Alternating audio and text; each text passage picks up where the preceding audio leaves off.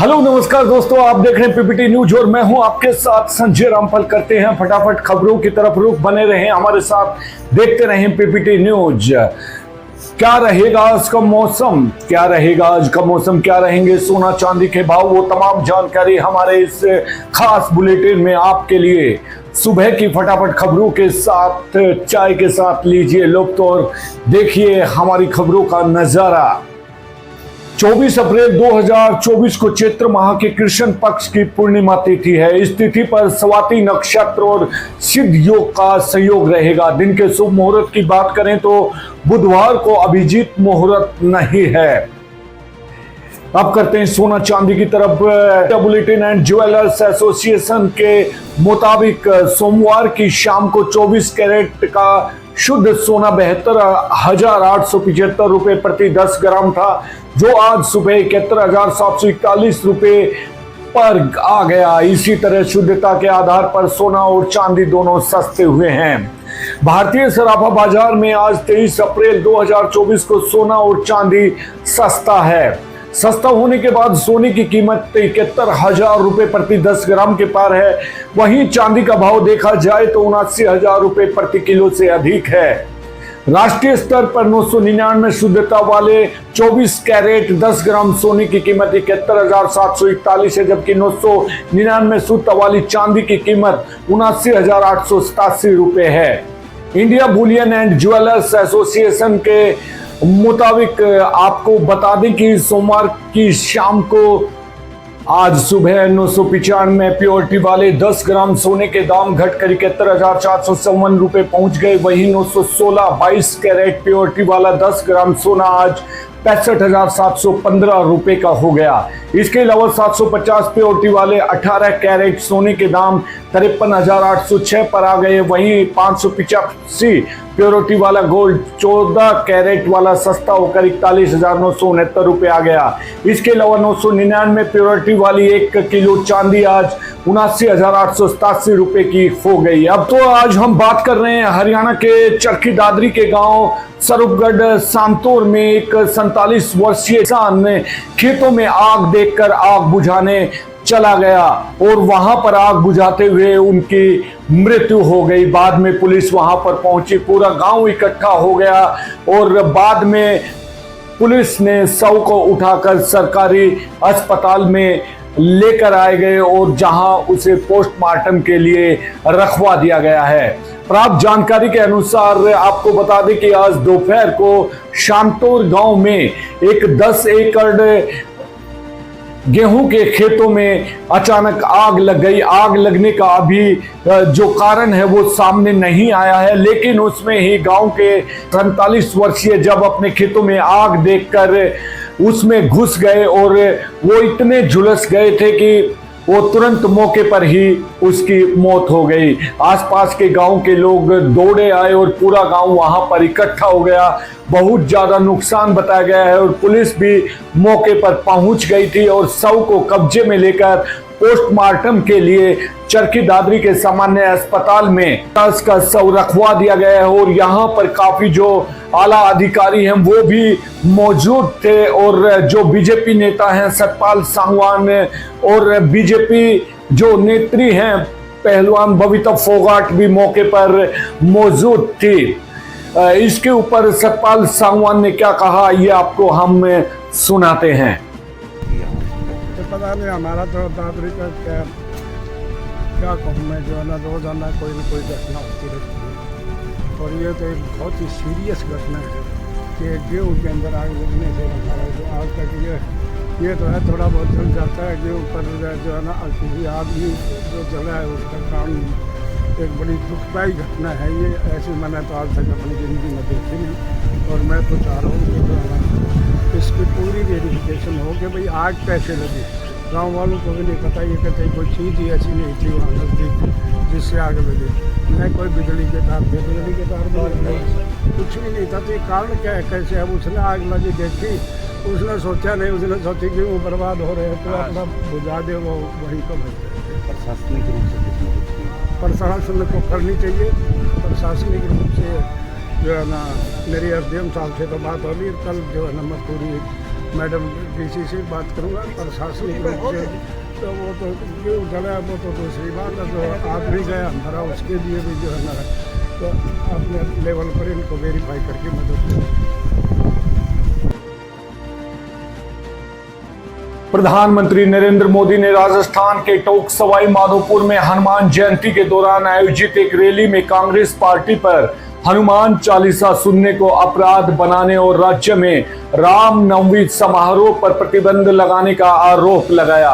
मोदी ने कांग्रेस पर चुनिंदा लोगों को धन पुण्य वितरण की साजिश रचने और तुष्टीकरण व वोट बैंक की राजनीति में लिप्त होने का भी आरोप लगाया। उन्होंने दावा किया है कि कांग्रेस ने मुसलमानों को आरक्षण देने की कोशिश की थी, जो कि संविधान के खिलाफ है। पीएम मोदी ने यह भी सुझाव दिया कि देश की एकता और सुरक्षा भाजपा शासन के तहत सुधरी है, जिससे उन्होंने कांग्रेस के शासन से संभावित नकारात्मक परिणामों के विपरीत बताया। साथियों, आज हनुमान जयंती पर आपसे बात करते हुए मुझे कुछ दिन पहले की एक तस्वीर भी याद आ रही। हो सकता है आप में से बहुतों तक ये खबर नहीं पहुंची होगी। मीडिया का काम था ये बात पहुंचाए, लेकिन नहीं पहुंचाई होगी। वो तस्वीर है कांग्रेस के शासन वाले कर्नाटका की।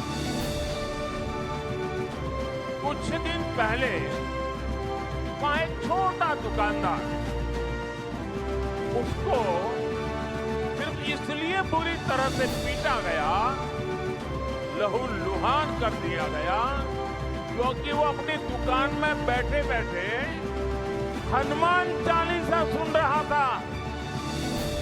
ये कांग्रेस की कर्नाटका की सरकार का काम देखिए।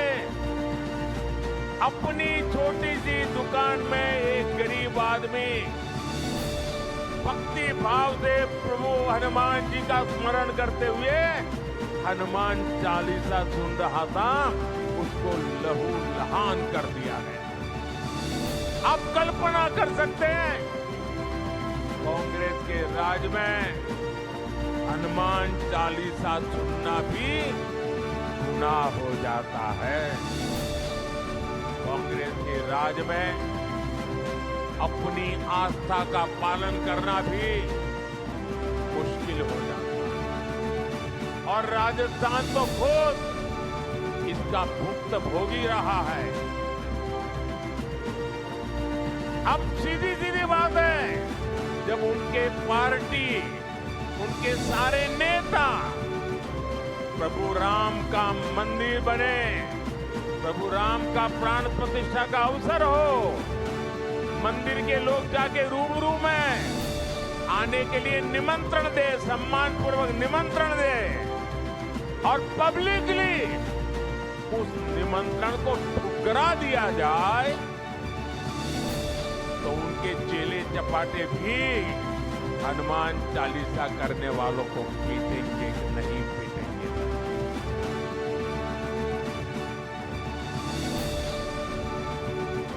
कुछ दिन पहले ही रामनवमी बीती है। कांग्रेस के जाने के बाद पहली बार शांति से शोभा यात्रा निकली है पूरे राजस्थान में, वरना पहले और चुनाव की आपाधापी गर्मी होने के बावजूद भी कांग्रेस ने तो, और हमारे यहाँ तो सूरज की पहली किरण का स्वागत भी राम राम साथ से होता है। राम राम कोई किसी को मिले तो पहले मुंह से निकलता है राम राम सा। कांग्रेस ने तो राम राम सा कहने वाले राजस्थान में राम नवमी पर प्रतिबंध लगा दिया था।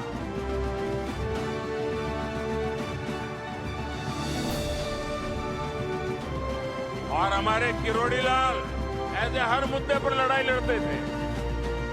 कांग्रेस ने शोभा यात्रा पर पत्थरबाजी करने वालों को सरकारी संरक्षण दिया था। इसी कांग्रेस पार्टी ने तुष्टीकरण के लिए मालपुरा, करौली, छबड़ा, टोंक, जोधपुर को दंगों की आग में झोंक दिया था। झोंक दिया था कि नहीं झोंक दिया था? झोंक दिया था कि नहीं झोंक दिया था? क्या ऐसे लोगों को माफ करोगे?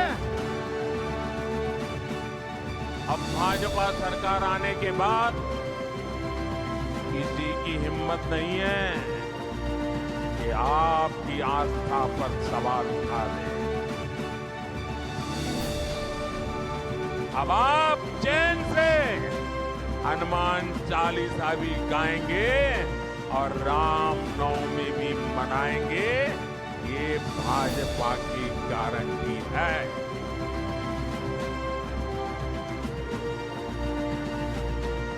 साथियों, कांग्रेस कभी भी विकास के मुद्दे पर चुनाव नहीं लड़ी। कांग्रेस पार्टी ने इतने दशकों तक आपको पीने के साफ पानी जैसी जरूरत तक से वंचित रखा। बीजेपी सरकार ने हर घर जल पहुंचाने के लिए जल जीवन मिशन शुरू किया, लेकिन राजस्थान में कांग्रेस सरकार ने उसमें भी हजारों करोड़ रुपए का भ्रष्टाचार कर दिया। कांग्रेस ने राजस्थान के लिए सबसे जरूरी ERCP प्रोजेक्ट को भी पास नहीं होने दिया। ये भाजपा सरकार ने हमारे भजन लाल जी की मेहनत ने 3 महीने के अंदर ही ERCP परियोजना को पास कर दिया। ERCP का बहुत बड़ा लाभ टोंक, सवाई माधोपुर को मिलने वाला है। इसका बड़ा लाभ यहाँ के किसानों को होगा। यहाँ सवाई माधोपुर टोंक जिले में PM किसान सम्मान निधि के करीब 1100 करोड़ रुपए सीधे ट्रांसफर किए। राजस्थान में गेहूं का समर्थन मूल्य भी बढ़ाया गया। साथियों, कोई नहीं चाहता कि उसकी संतानें भी गरीब रहे, लेकिन कांग्रेस के शाही परिवार की कितनी उसकी करनी का फल है। जो गरीब जहां था वो गरीब ही रहा। कांग्रेस के दशकों के राज में यही स्थिति। कांग्रेस की वजह से ही इतनी बड़ी आबादी पिछड़ी रह गई, वंचित रह गई, शोषित रह गई। ये कांग्रेस ही है ओबीसी कमीशन को संवैधानिक दर्जा तक नहीं दिया। कांग्रेस ने मेडिकल की परीक्षाओं में ओबीसी आरक्षण तक नहीं दिया। और आज जब देश में एक आदिवासी बेटी राष्ट्रपति है, यहां छत्तीसगढ़ में आदिवासी मुख्यमंत्री है, छत्तीसगढ़ में ओबीसी उप मुख्यमंत्री है, पड़ोस में MP में भी भाजपा के मोहन यादव जी मुख्यमंत्री है। जब SC, ST, OBC ऐसे पदों पर पहुंच रहे हैं तो कांग्रेस को लोकतंत्र और संविधान खतरे में नजर आने लगा। ये लोग देश के भीतर आग लगाने की धमकी दे रहे हैं। केंद्रीय गृह मंत्री अमित शाह ने रायगंज में चुनावी रैली में कहा कि अगर भाजपा पश्चिमी बंगाल में 35 सीटें जीतती हैं तो अवैध घुसपैठ से मुक्ति मिलेगी। उन्होंने 2019 के चुनाव में भाजपा की जीत को राम मंदिर निर्माण RC से जोड़ा। शाह ने ममता बनर्जी पर अवैध घुसपैठ को बढ़ावा देने और वोट बैंक की राजनीति करने का भी आरोप लगाया है। उन्होंने CAA का समर्थन किया और कहा कि केवल भाजपा ही पश्चिमी बंगाल में भ्रष्टाचार को समाप्त कर सकती है। उन्होंने उत्तर बंगाल में एम्स की स्थापना का भी वादा किया। भाइयों और बहनों, मगर ये ममता दीदी मोदी जी की योजनाओं को नीचे नहीं आने देती, रोक कर रखती। उसको डर है कि अगर मोदी जी की योजनाएं पहुंची बंगाल की जनता मोदी जी के साथ हो जाए।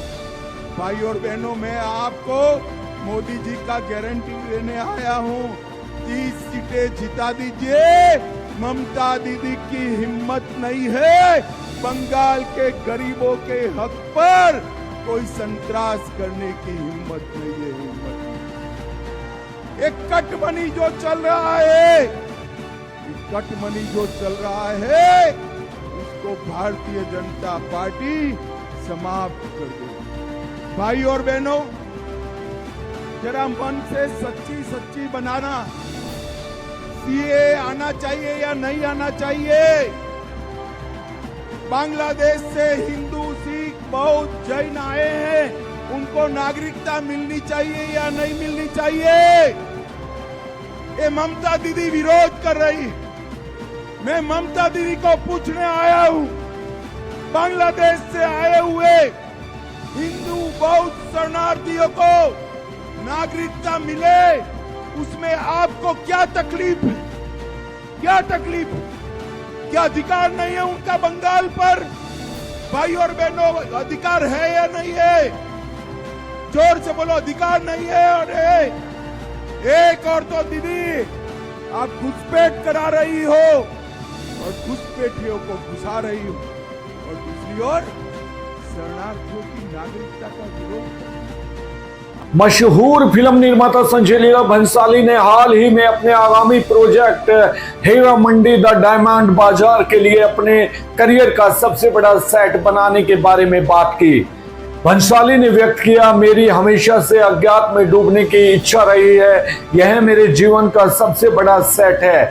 ऐसा लगता है मानो सीमाओं को उस चीज से परे धकेल दिया गया है जिसे मैंने एक बार संभव समझा था। एक बच्चे के रूप में मैंने कभी नहीं सोचा था कि मैं इतना बड़ा कुछ हासिल कर पाऊंगा।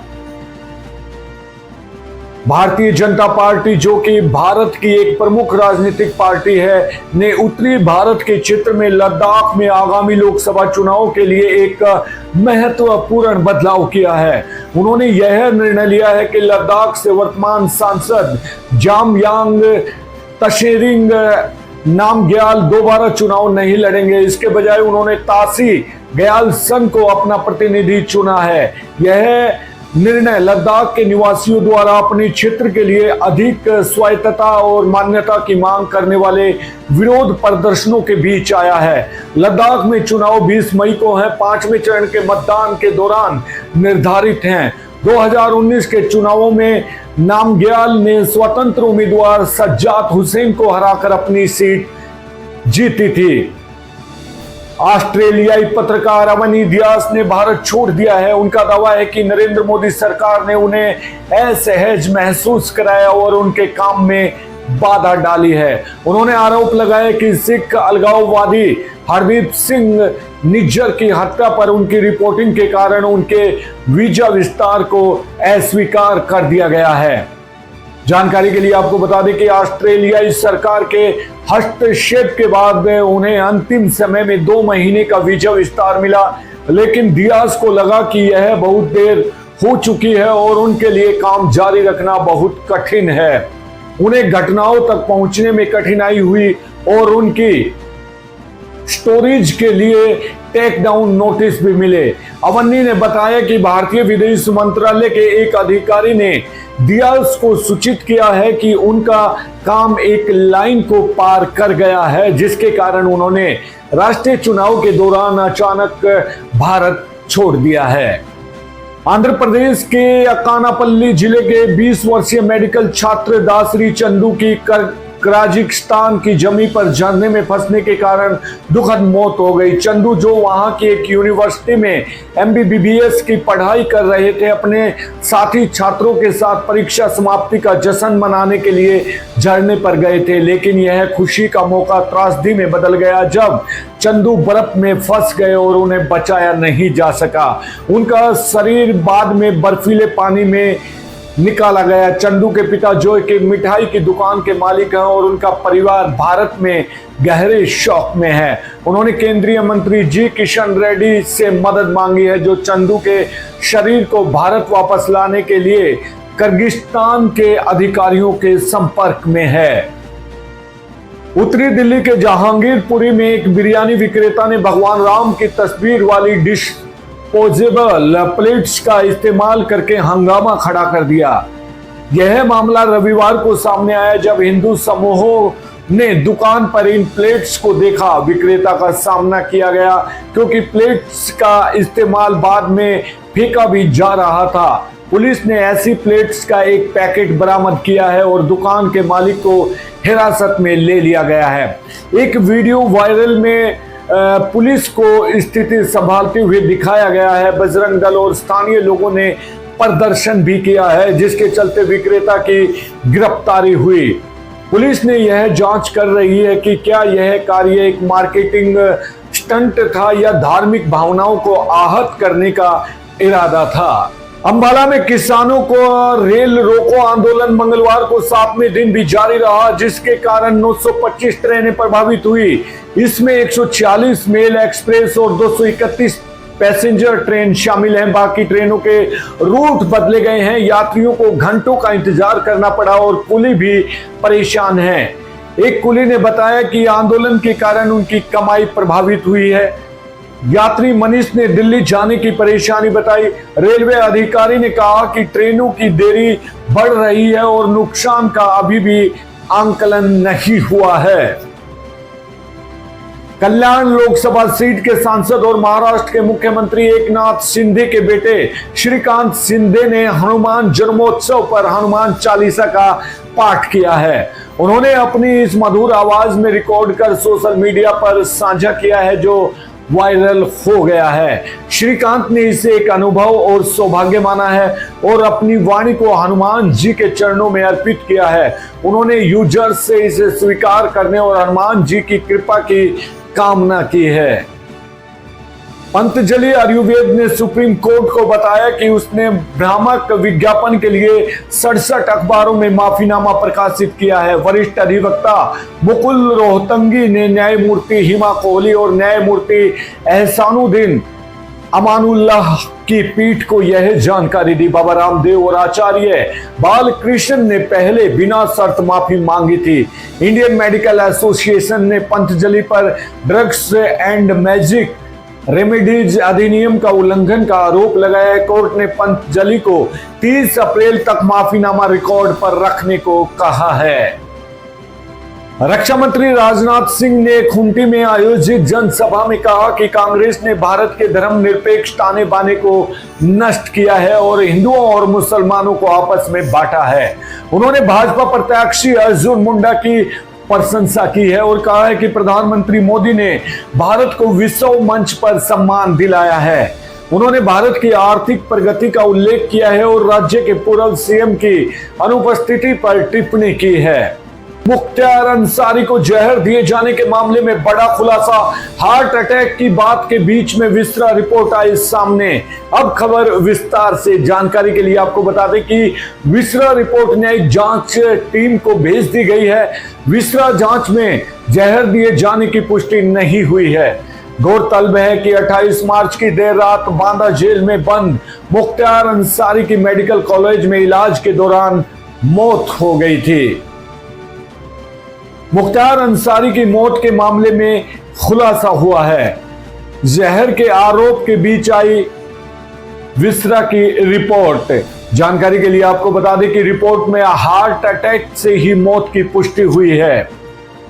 बाहुबली मुख्तार अंसारी की मौत हार्ट अटैक से हुई है या फिर जहर की वजह से, परिजन की तरफ से लग रहे आरोपों के बीच अब इस मामले में जांच रिपोर्ट सामने आ गई है। परिजन की तरफ से लग रहे आरोपों के बीच अब इस मामले में जांच रिपोर्ट सामने आ गई है। मुख्तार के निधन के बाद विस्रा जांच रिपोर्ट में जहर नहीं दिए जाने की पुष्टि हुई है। रिपोर्ट के अनुसार हार्ट अटैक की वजह से अंसारी की मौत हुई है और जहां तक विस्रा रिपोर्ट में न्यायिक जांच टीम को भेज दी गई है, विस्रा जांच में जहर दिए जाने की पुष्टि नहीं हुई है। गौरतलब है कि 28 मार्च की देर रात बांदा जेल में बंद मुख्तार अंसारी की मेडिकल कॉलेज में इलाज के दौरान मौत हो गई थी। मुख्तार के परिजन ने सनसनीखेज आरोप लगाते हुए उन्हें जेल में जहर देने का आरोप लगाया था। मुख्तार की मौत के मामले में मजिस्ट्रेट और न्यायिक जांच हो रही है। पोस्टमार्टम रिपोर्ट में हार्ट अटैक से मौत की भी पुष्टि हुई है। विस्तार रिपोर्ट भाई सामने आ गई है। उत्तर प्रदेश के डीजीपी प्रशांत कुमार ने भी हार्ट अटैक से मौत हुई थी। 25,758 में सिर्फ एक टीचर की नौकरी बची। कौन है सोमा दास, जिनकी नियुक्ति कोलकाता हाई कोर्ट ने नहीं की रद्द। पश्चिमी बंगाल सरकार ने साल 2016 में स्कूलों में शिक्षकों की भर्ती निकाली थी। यह भर्ती सरकारी स्कूलों के लिए थी, जिसके जरिए माध्यमिक और उच्च माध्यमिक सत्रों के स्कूलों में शिक्षकों का चयन होना था। इस भर्ती में अनियमितता के आरोप लगे और मामला कलकत्ता हाई कोर्ट तक पहुंच गया। पश्चिमी बंगाल की ममता सरकार को कलकत्ता हाई कोर्ट ने बड़ा झटका दिया है। हाई कोर्ट ने शिक्षक भर्ती घोटाले के तहत 2016 में हुई भर्ती को रद्द कर दिया है। हाई कोर्ट ने अपने आदेश में साफ किया है कि 2016 में एसएससी के तहत हुई हर भर्ती अमान्य है और इसे तत्काल प्रभाव से रद्द किया जाए। हाई कोर्ट के इस आदेश के बाद 25,757 टीचर्स को नौकरी से हाथ धोना पड़ा है, लेकिन इस दौरान भर्ती हुई एक महिला की नौकरी को कलकत्ता हाई कोर्ट ने बरकरार रखा है। जिसे महिला को हाई कोर्ट ने राहत दी है, उसका नाम सोमा दास है। सोमा दास कैंसर की मरीज है और कोर्ट ने उनकी भर्ती प्रक्रिया को सही बताते हुए कहा है कि उन्हें मानवीय आधार पर नौकरी मिली थी। हाई कोर्ट के फैसले को चुनौती देगी ममता सरकार। जानकारी के लिए बता दें कि हाई कोर्ट के इस फैसले को मुख्यमंत्री ममता बनर्जी ने अवैध करार देते हुए कहा है कि उनकी सरकार फैसले को चुनौती देगी। बनर्जी ने उत्तर बंगाल के रायगंज में एक चुनावी रैली को संबोधित करते हुए बीजेपी के नेताओं पर कुछ न्यायिक निर्णयों को प्रभावित करने का भी आरोप लगाया है। उन्होंने कहा कि सभी नियुक्तियों को रद्द करने का अदालत का फैसला अवैध है। हम उन लोगों के साथ खड़े हैं जिनकी नौकरियां चली गई हैं। हम यह सुनिश्चित करेंगे कि आपको न्याय मिले और आदेश को ऊपरी अदालत में चुनौती देंगे। सुप्रीम कोर्ट जाएगी ममता सरकार। ममता बनर्जी ने कहा कि हाई कोर्ट के सभी फैसलों को स्वीकार करना अनिवार्य नहीं है। हम आदेश को उच्चतम न्यायालय में चुनौती देंगे। यह आदेश चुनाव के बीच भाजपा निर्देशों के अनुसार पारित किया गया है। भाजपा पर न्यायिक प्रणाली में हस्तक्षेप करने का भी आरोप लगाते हुए बनर्जी ने कहा है कि इसने अदालतों को अपने विस्तारित पार्टी कार्यालयों में बदल दिया है। यद्यपि भाजपा कोई जनहित याचिका दायर करती है तो त्वरित कार्रवाई की जाती है और लोगों को जेल भेज दिया जाता है।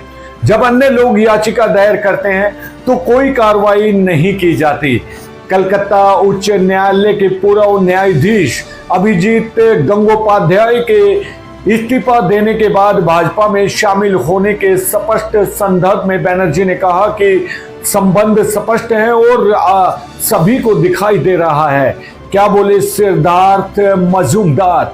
पश्चिमी बंगाल स्कूल सेवा आयोग एसएससी के अध्यक्ष सिद्धार्थ मजूमदार ने हाईकोर्ट के आदेश पर कहा है कि वे 2016 में शिक्षक भर्ती परीक्षा के जरिए हुई सभी नियुक्तियों को रद्द करने के कलकत्ता उच्च न्यायालय के फैसले को चुनौती देंगे। मजूमदार ने कहा कि अदालत ने करीब 25,000 नौकरियां रद्द की हैं और हम उच्च न्यायालय का पूरा आदेश पढ़ने के बाद उच्चतम न्यायालय का रुख करेंगे। 3 टिकट महाविकट ब्रजभूषण पूनम महाजन और नामग्याल का क्या होगा, बीजेपी ने बनाई नई रणनीति। जी हां, बीजेपी की ओर से अधिकांश सीटों पर उम्मीदवारों के नाम का ऐलान कर दिया गया है, लेकिन कुछ ऐसी सीटें हैं जिन पर पार्टी की ओर से मंथन जारी है। बीजेपी के 3 मौजूदा सांसदों को टिकट मिलेगा या नहीं, इसको लेकर चर्चा शुरू हुई है। सबसे अधिक चर्चा बीजेपी सांसद ब्रजभूषण शरण सिंह के नाम को लेकर है। जानकारी के लिए आपको बता दें कि लोकसभा चुनाव 2024 के लिए बीजेपी की ओर से अधिकांश उम्मीदवारों की घोषणा कर दी गई है, लेकिन कुछ सीटों पर नाम का ऐलान अभी बाकी है। ये वो सीटें हैं जिन पर यह चर्चा है कि क्या मौजूदा सांसद को रिपीट किया जाएगा या नहीं। यूपी के कैंसरगंज सीट से सांसद और पूर्व WFI अध्यक्ष ब्रजभूषण शरण सिंह, मुंबई उत्तर मध्य सांसद पूनम महाजन और लद्दाख के सांसद जामयांग सेरिंग नामग्याल, इन 3 प्रमुख चेहरों को इस बार टिकट मिलने की संभावना कम है।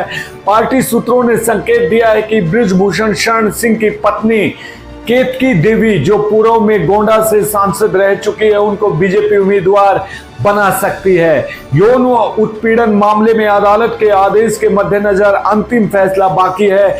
इस माह के अंतिम सप्ताह तक फैसला आने की भी उम्मीद है। सूत्रों ने कहा कि पूर्व WFI अध्यक्ष फिर से चुनाव लड़ने पर अड़े थे, लेकिन उन्हें महिला पहलवानों द्वारा उनके खिलाफ दर्ज मामले में फैसला आने तक अपनी दावेदारी रोकने की सलाह दी गई है। पार्टी सूत्रों ने तर्क दिया है कि केतकी देवी की उम्मीदवारी को महिला नेतृत्व को बढ़ावा देने के रूप में देखा जाएगा, जो पार्टी के प्रमुख चुनावी मुद्दों में से एक है। दिल्ली की एक अदालत ने पिछले सप्ताह सिंह के खिलाफ आरोप तय करने का अपना आदेश टाल दिया था। 6 महिला पहलवानों ने उन पर यौन उत्पीड़न का आरोप भी लगाया था। इस आरोप का उन्होंने खंडन भी किया। केसरगंज सीट से टिकट ऐलान पर देरी को लेकर जब ब्रजभूषण से सवाल पूछा गया तो उन्होंने कहा कि हम बीजेपी से बड़े तो नहीं हैं, हो सकता है कि पार्टी की इसके पीछे कोई नई रणनीति हो। उन्होंने कहा कि टिकट मिलना या ना मिलना हमारी चिंता नहीं है। केसरगंज सीट से ब्रजभूषण 3 बार सांसद हैं। महिला पहलवानों के साथ यौन उत्पीड़न के आरोप के बाद उनके टिकट में देरी हो रही है। भाजपा के साथ ही समाजवादी पार्टी ने भी यहां से अपने उम्मीदवार की घोषणा नहीं की है। ब्रजभूषण शरण सिंह के अलावा पार्टी सूत्रों के अनुसार पूनम महाजन और नामग्याल को भी टिकट मिलने की संभावना कम है। सांसद के रूप में इनके प्रदर्शन और इनके निर्वाचन क्षेत्रों से मिले फीडबैक को आधार बताया जा रहा है। इन तीनों सीटों पर 5वें चरण में 20 मई को मतदान होना है, जिसके लिए नामांकन दाखिल करने की आखिरी तारीख 3 मई है। हालांकि बीजेपी पूनम महाजन की जगह किसे मैदान में उतारेगी इसका खुलासा नहीं किया गया है, लेकिन कुछ मीडिया रिपोर्ट से पता चला है कि प्रतिष्ठित मुंबई उत्तर मध्य सीट के लिए वरिष्ठ अधिवक्ता उज्जवल निकम के नाम पर विचार किया जा रहा है। और बात करें मुंबई उत्तर मध्य सीट को एक वक्त तक कांग्रेस का गढ़ माना जाता था।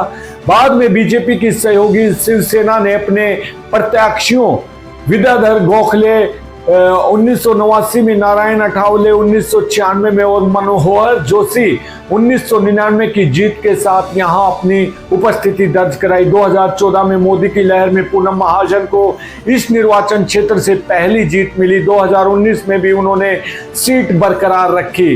नामांकन दाखिल करने में कुछ दिन बाकी हैं और बीजेपी की ओर से लगातार इन सीटों को लेकर मंथन जारी है। जनसभा या जुलूस से पहले प्रशासन की लेनी होगी अनुमति। अब खबर चरखी दादरी से। जी हां, जिला निर्वाचन अधिकारी उपायुक्त मनदीप कौर ने जानकारी देते हुए बताया है कि निर्वाचन आयोग द्वारा आदर्श आचार संहिता लागू होने के बाद राजनीतिक दलों की संभावनाओं और जुलूस आयोजित करने के बारे में निर्देश जारी किए गए हैं, जिसके अनुसार किसी प्रस्तावित सभा के स्थल के समय वह सूचना निश्चित समय से पहले जिला प्रशासन को देनी होगी। राजनीतिक सभाओं में जुलूस आदि के लिए पहले ही स्थान निर्धारित किए जा चुके हैं। उन्होंने जानकारी देते हुए बताया कि सभा एवं जुलूस की पूर्व सूचना से यातायात नियंत्रण करने और शांति व्यवस्था बनाए रखने के लिए आवश्यक व्यवस्था करने में मदद मिलती है। राजनीतिक दल या प्रत्याशी द्वारा पहले से ही यह सुनिश्चित किया जाएगा कि सभा के लिए प्रस्तावित स्थल पर कोई प्रतिषेधात्मक आदेश तो लागू नहीं है। यदि ऐसे में आदेश होंगे तो सभा आयोजित करने की अनुमति नहीं दी जाएगी। प्रस्तावित सभा के संबंध में लाउड स्पीकरों के उपयोग अथवा किसी अन्य सुविधा के लिए लाइसेंस की अनुमति लेने के लिए संबंधित अधिकारी को भी पहले से आवेदन देना होगा और अनुमति के बाद ही इनका प्रयोग किया जा सकता है।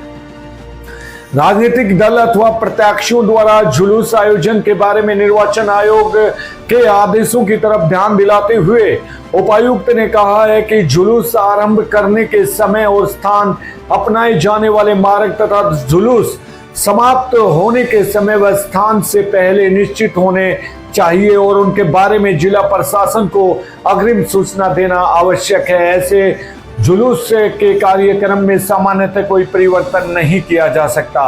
जुलूस के संयोजक की यह जिम्मेदारी होगी कि वह उसके बारे में पहले से ही सूचित करे और संयोजक यह भी सुनिश्चित करेंगे कि जुलूस किसी ऐसे इलाके से होकर नहीं गुजरेगा जहां प्रतिबंधित आदेश लागू हैं। जुलूस के समय यातायात नियमों का भी सावधानी पूर्वक पालन किया जाना चाहिए। उपायुक्त मनदीप कौर ने जानकारी देते हुए बताया कि जुलूस से यातायात बाधित नहीं होना चाहिए और यदि बहुत लंबा जुलूस हो तो इसका आयोजन उपयुक्त लंबाई के टुकड़ों में किया जाना चाहिए। विशेष रूप से ऐसे शटलों पर जहां जुलूस को चौराहों से होकर गुजरना हो ताकि रुके हुए यातायात को गुजरने की अनुमति दी जा सके। राजनीतिक दल या प्रत्याशी जुलूस वालों द्वारा ले जाए जाने वाली सामग्री के विषय में अधिकतम संभव सीमा तक नियंत्रण रखेंगे।